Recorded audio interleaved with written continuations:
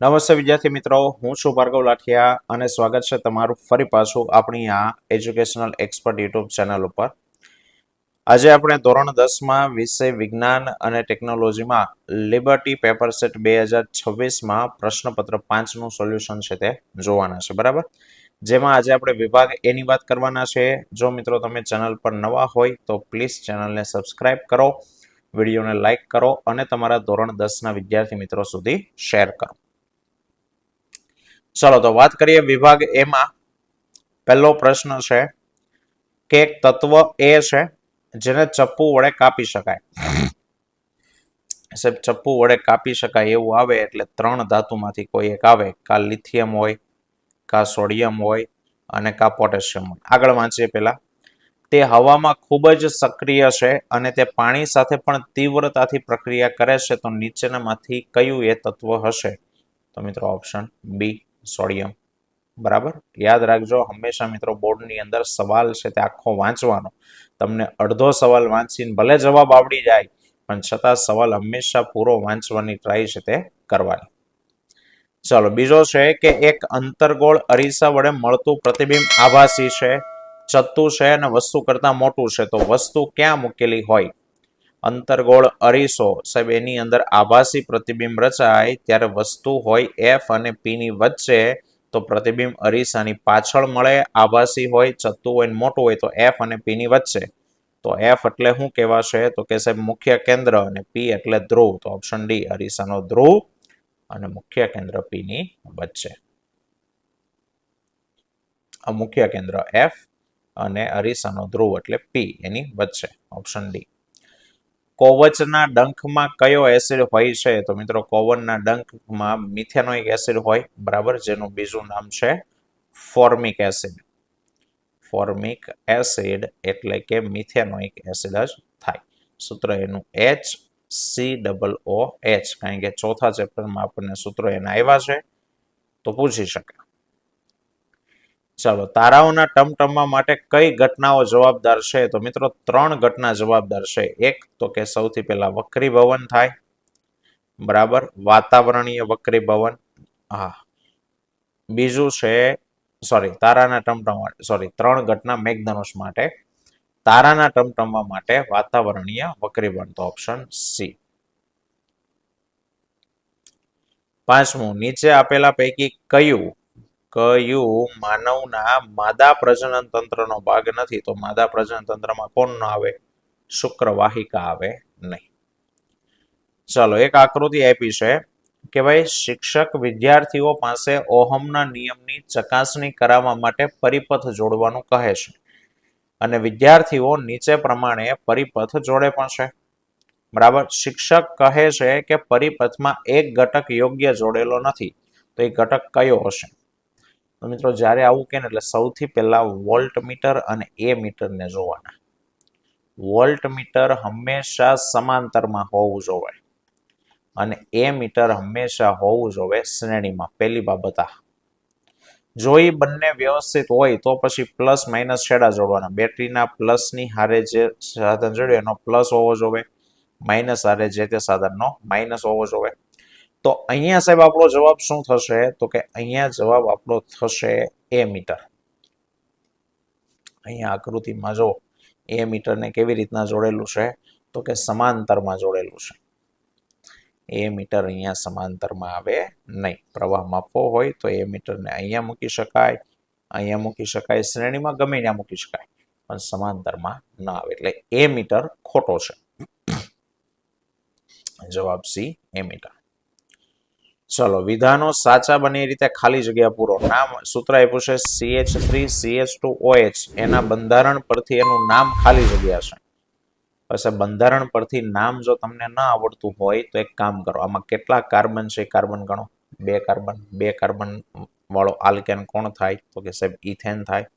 ક્રિયાશીલ સમૂહ છે? તો કે હા OH. OH કોનો ક્રિયાશીલ સમૂહ કહેવાય? તો કે સાહેબ આલ્કોહોલ કહેવાય. આલ્કોહોલ. અને આલ્કોહોલ હોય તો શું લાગે? નામને વાહે ઓલ લાગે. અ કાઢીને ઓલ લગાડી દો તો ઇથેન વત્તા ઓલ, ઇથેનોલ.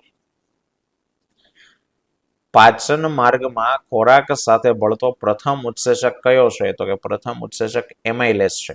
બરાબર. ક્યાંથી ભરે? તો કે મુખની અંદર લાળ ગ્રંથિમાં જે લાળ રસ છે એમાં એમાઇલેઝ હોય.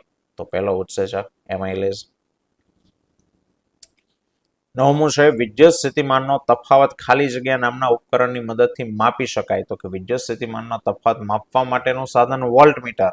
પણ યાદ રાખજો, વિદ્યુત સ્થિતિમાનનો તફાવત જાળવી રાખવા માટે પૂછે. જાળવી રાખવા માટે કયું સાધન? તો કે તો બેટરી. બેટરી. વિદ્યુત સ્થિતિમાનનો તફાવત જાળવી રાખવો હોય તો બેટરી વપરાય, અને ઉત્પન્ન કરવો હોય તો બેટરી વપરાય. પણ સાહેબ માપવો હોય, બરાબર, તો એના માટે વોલ્ટમીટર. 10મું જનીનનો ઉપયોગ વિશિષ્ટ પ્રકારના ખાલી જગ્યાનું સંશ્લેષણ કરવાનો છે. સાહેબ જનીન તો કે વિશિષ્ટ પ્રકારના પ્રોટીન સંશ્લેષણની માહિતી ધરાવે છે. સ્વયંપોષી અથવા ઉત્પાદકો ખાલી જગ્યા પોષક સ્તર બનાવે. સૌથી પહેલું પોષણ જેને મળે એ પહેલું પોષક સ્તર. ઉત્પાદકો સૌથી પહેલા જોઈએ આહાર શૃંખલામાં, અને ઉત્પાદકો પ્રથમ પોષક સ્તર બનાવે. 12મું શ્વેત પ્રકાશનું પ્રિઝમ વડે જેના ઘટક રંગોમાં વિભાજિત થાય છે એના વર્ણપટમાં ખાલી જગ્યા રંગ સૌથી નીચે જોવા. અહીંયા ખાલી જગ્યા રહી ગઈ છે. ખાલી જગ્યા રંગ સૌથી નીચે જોવા મળે. તો મિત્રો જાંબલી રંગ છે એ સૌથી નીચે છે તે હોય. ચલો ખરા ખોટામાં. મેન્ડલના વટાણાના છોડના પ્રયોગમાં બીજી પેઢીમાં F2 પેઢીમાં 25% છોડ નીચા હતા. તો વિધાન ખરું છે. પહેલી પેઢીમાં 100% છોડ ઊંચા, બરાબર. બીજી પેઢીમાં તો કે 75% છોડ ઊંચા અને 25% છોડ નીચા છે તે હતા. 14 વાહનની પાછળનું દ્રશ્ય જોવા માટે અંતર્ગોળ અરીસાનો વપરાશ થાય છે. તો મિત્રો વાહનમાં અંતર્ગોળ ના વપરાય, ખોટું છે. બહિર્ગોળ અરીસાનો ઉપયોગ થાય. લિટમસ એક કૃત્રિમ સૂચક છે. તો એ પણ ખોટું છે. લિટમસ કુદરતી છે. કુદરતી રીતે લાઇકેન નામની વનસ્પતિમાંથી મેળવવામાં આવતું દ્રાવણ છે, બરાબર, જે કુદરતી સૂચક છે. માછલીનું હૃદય 3 ખંડોનું બનેલું છે. તો મિત્રો વિધાન ખોટું છે. માછલીમાં 2 જ ખંડો આવે, એક કર્ણક અને એક ક્ષેપક. ચલો ગર્ભસ્થ બાળક છોકરો હશે કે છોકરી તે નક્કી કરવાની ઘટનાને શું કહેવાય? તો કે ગર્ભમાં રહેલું બાળક છોકરો હશે કે છોકરી એ નક્કી કરવાની ઘટના, એને લિંગ નિશ્ચયન કહેવાય. લિંગ એટલે જાતિ, નિશ્ચયન એટલે નક્કી કરવી. જાતિ નક્કી કરવાની ક્રિયા એટલે લિંગ નિશ્ચયન કહેવાય. 18મું દાક્તરો ભાંગી ગયેલા હાડકાને યોગ્ય સ્થિતિમાં ગોઠવવા માટે પ્લાસ્ટર તરીકે જે પદાર્થનો ઉપયોગ થાય છે એનું રાસાયણિક નામ લખો. સોરી મિત્રો, બગાસા આવે છે, બરાબર, પણ સવારથી લઈને અત્યારે હું સાંજે વિડીયો બનાવું છું, બરાબર. સવારથી સ્કૂલમાં ટ્યુશનમાં બોલીને આવ્યો હોય, થાક્યા હોય, તો પ્લીઝ લાઈક વિડીયોને છે તે તમે કરી દો, બરાબર.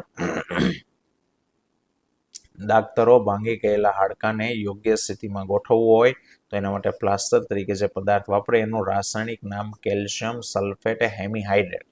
અને જો સૂત્ર પૂછ્યું હોય તો CaSO4 into half H2O. Calcium sulphate hemihydrate છે, CaSO4 into half H2O. 19 કઈ ધાતુને હથેળી પર રાખતા તે પીગળી જાય છે? તો કે સાહેબ ગેલિયમ અને સીઝિયમ. આ 2 ધાતુ એવી છે કે એને હથેળીમાં રાખો તો એનું ગલન બિંદુ ખૂબ નીચું છે, એટલે સરળતાથી પીગળી જાય. 20મો છે પ્રકાશની કઈ ઘટના લીધે તારાઓ ટમટમતા લાગે છે? આગળ પણ સવાલ આવ્યો છે. તો કે વાતાવરણીય વક્રીભવન, એના કારણે તારાઓ ટમટમતા લાગે છે. જોડકા ઇન્સ્યુલિન અંતઃસ્રાવ ક્યાંથી ઉત્પન્ન થાય? તો કે સાહેબ સ્વાદુપિંડમાંથી. અને ઇસ્ટ્રોજન ક્યાંથી ઉત્પન્ન થાય? તો કે અંડપિંડમાંથી. 21માં C અને 22માં A, બરાબર. અને 23મો પ્રથમ પોષક સ્તર, તો કે સાહેબ સૌથી પહેલા જે ખાય તે સૌથી પહેલું પોષણ વનસ્પતિને મળે, તો 23માં B. અને 24મું દ્વિતીય પોષક સ્તર, તો કે સાહેબ બીજું વનસ્પતિને કોણ ખાય? તો કે હરણ. તો હરણ આવશે બીજું પોષક સ્તર, બરાબર. તો આ મિત્રો હતો આજનો આપણો ટોપિક. વિભાગ A અહીંયા પૂરો થાય છે. આવતા વિડીયોમાં વિભાગ B સાથે મળીશું, બરાબર. ત્યાં સુધી જય હિન્દ, જય ભારત.